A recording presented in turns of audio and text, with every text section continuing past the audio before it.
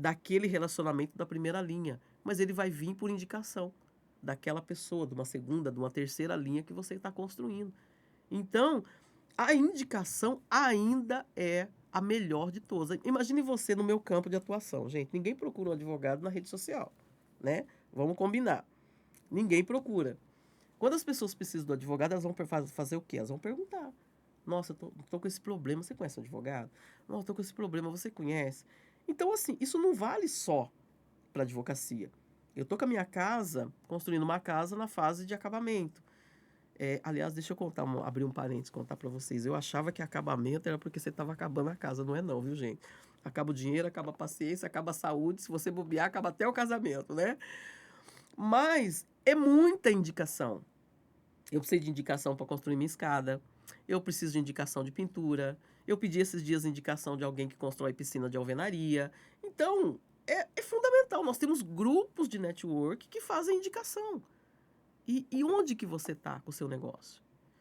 Quando você participa dos grupos, você faz o seu pitch de venda, você coloca ali de uma forma clara, as pessoas sabem o que você faz, porque isso é uma outra questão. Comunicação não é o que eu falo, é o que a pessoa entende. Então a pessoa sabe o que você está vendendo. Então isso é muito importante, tá bom? Você se conectar, você passar isso de uma forma clara, para quando alguém perguntar, as pessoas dizer que você faz e passar o teu contato, ok? E quando você tem um negócio, o que acontece muito hoje? As pessoas viram escravos do negócio. Quando você vai empreender, você é o teu negócio, né? Eu me lembro que eu namoro o meu marido, né? Namoro porque eu continuo namorando. Desde os 16 anos de idade. Olha só, nós estamos aí há 36 anos juntos, dos quais 11 são de namoro e 25 de casamento. Então, olha só, eu dizia para ele assim: olha bem, eu só vou trabalhar até os 40 anos, então nós precisamos ganhar dinheiro até lá, tá bom? Quando eu fiz 40 anos, ele falou assim: e agora que a gente não ganhou dinheiro? Eu falei: bom, eu não vou mudar meus planos, eu quero viajar e você vai ter que me sustentar, né? Mas eu brincava com isso, gente, mas deu certo. O que eu queria dizer era o seguinte: que como eu me formei muito jovem, com 21 anos, 22 anos, né? Eu já estava aí com a carteira e começando a trabalhar.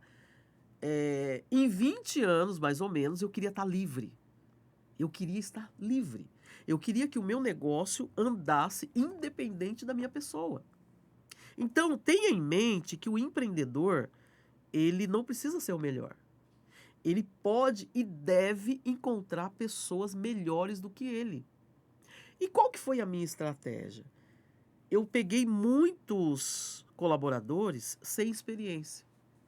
Então, se você hoje falar com qualquer pessoa da minha equipe, que hoje não são minhas funcionárias, não são colaboradores, mas são parceiras de negócio, a maioria delas foi minhas funcionárias, foram minhas colaboradoras, foram minhas estagiárias, né? Então eu digo assim, gente, olha, eu boto a mão no fogo porque fui eu que treinei, né? E outras vieram muito cedo, mas eu tive pessoas como a doutora Dulcineia Sacoli, doutora Luciana Pasqualini, doutora Cláudia Mausbach, doutor João Felipe, um grande parceiro meu hoje. Então são advogados que caminharam comigo desde cedo. E o que aconteceu? Eles acabam refletindo o meu perfil. Então isso é muito bom, você indica com segurança, porque você sabe que o trabalho daquele profissional, ele é tão de excelência quanto o seu. Então isso é maravilhoso. O empreendedor, ele não pode ter aquele condão egoísta. Não, eu sou o melhor, eu faço tudo melhor. Azar seu, você vai ser escravo do teu negócio pelo resto da vida, né? E não precisa ser assim. E para isso, o último livro que eu indico é esse. Jesus, o maior psicólogo que já existiu. E ele não foi só um psicólogo, ele é um líder. Até hoje. Jesus, ele causou um divisor de águas na história, né? Tanto que a história fala, ACDC, ok? Porque a liderança dele, gente, até hoje está sendo multiplicada. Então, o verdadeiro líder, ele trabalha dessa forma, ele multiplica conhecimento. Ele não retém para ele o conhecimento. Então, uma empresa de sucesso, se você quer empreender, você precisa aprender a fazer isso. a delegar, né? A você construir lideranças para que você seja livre, para que a empresa ande independente de você. Então, tem empresas que crescem muito e, e o dono, o fundador, ele fica com aquela visão de que os filhos dele, os herdeiros dele, vai dar continuidade na empresa. Gente, ó, desculpa, não quero melar o sonho de ninguém. Lê do engano. Lê do engano.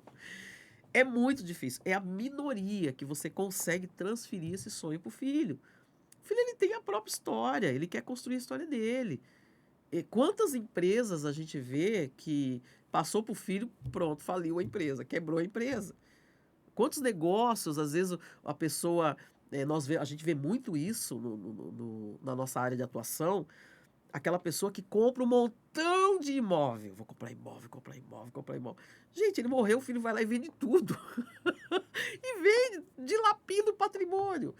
E por quê? Porque aquilo não foi construído no coração do filho. A gente até tenta, mas se você vê que não vai rolar, fica tranquilo. Entendeu? Ah, mas é uma empresa familiar. Ok. Pode dar certo, mas pode não dar. Às vezes você vai encontrar o teu sucessor no meio dos seus colaboradores. Isso aconteceu comigo. Eu tenho uma parceira aí que ela tá conosco desde que há 25 anos, pelo menos. Ela foi recepcionista, hoje é uma das melhores advogadas da equipe. Então, não tem problema nenhum. Não tem problema nenhum isso, né? Você vai fazer os contratos da forma como tem que ser e tá tudo certo. Então, desapega dessa convicção. Não, eu vou construir uma empresa para meus filhos. Ok, só precisa saber se eles querem, tá bom? Então, esse livro, ele é excelente em termos de liderança, tá? E para a gente caminhar um pouquinho para o final, volto a dizer, o brasileiro, ele é empreendedor nato, porém, você aprender a gerenciar o teu negócio é fundamental para você colher os frutos, para você saber como precificar, para você não ter problemas com o seu cliente, né?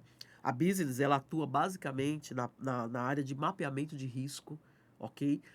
O que é o mapeamento de risco, Isabel? Quando eu chego na tua empresa, eu vou olhar tudo que pode te trazer problema. Tudo. Desde a fundação da empresa, a questão societária, se você tem um sócio ou não, se vocês têm um alinhamento de conduta, porque todo mundo é legal na hora de começar o negócio, mas quando começa a dar errado é um problema, tá? Então, existem algumas coisas que precisam ser previstas. E isso não entra no contrato social. Isso se chama termo de ajuste de sócios, tá? Os seus colaboradores.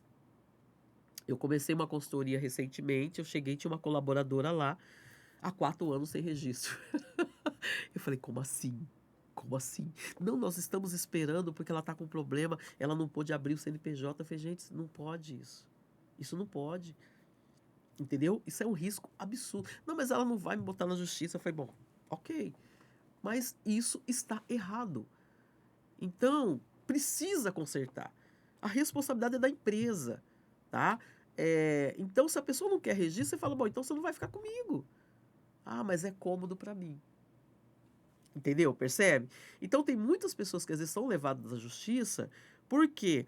Porque ela aceita a situação, porque é cômodo para ela. Quando eu estava fazendo consultoria durante a pandemia, eu liguei para uma advogada trabalhista, amiga minha, eu perguntei para ela assim, eu sabia que ela dá assessoria na área trabalhista para algumas empresas. Esse é um grande erro, tá, gente, das empresas, no seguinte sentido.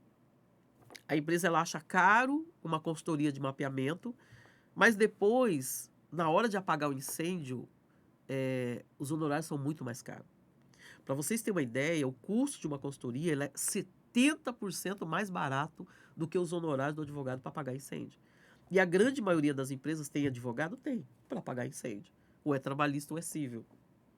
E ele vem com esse condão, né? Então, a consultoria, ela vai evitar que o advogado vire custo. Você não precisa ter um jurídico que você fica pagando ali para pagar incêndio. Você precisa acertar a sua vida, ok? Então, eu falei para ela, falei, é você que tem responsabilidade de acertar isso. Não é o funcionário, entendeu? E 4 anos não conseguir ajustar um MEI, tem alguma coisa muito errada, ok? Além dos colaboradores, o governo, teu maior sócio.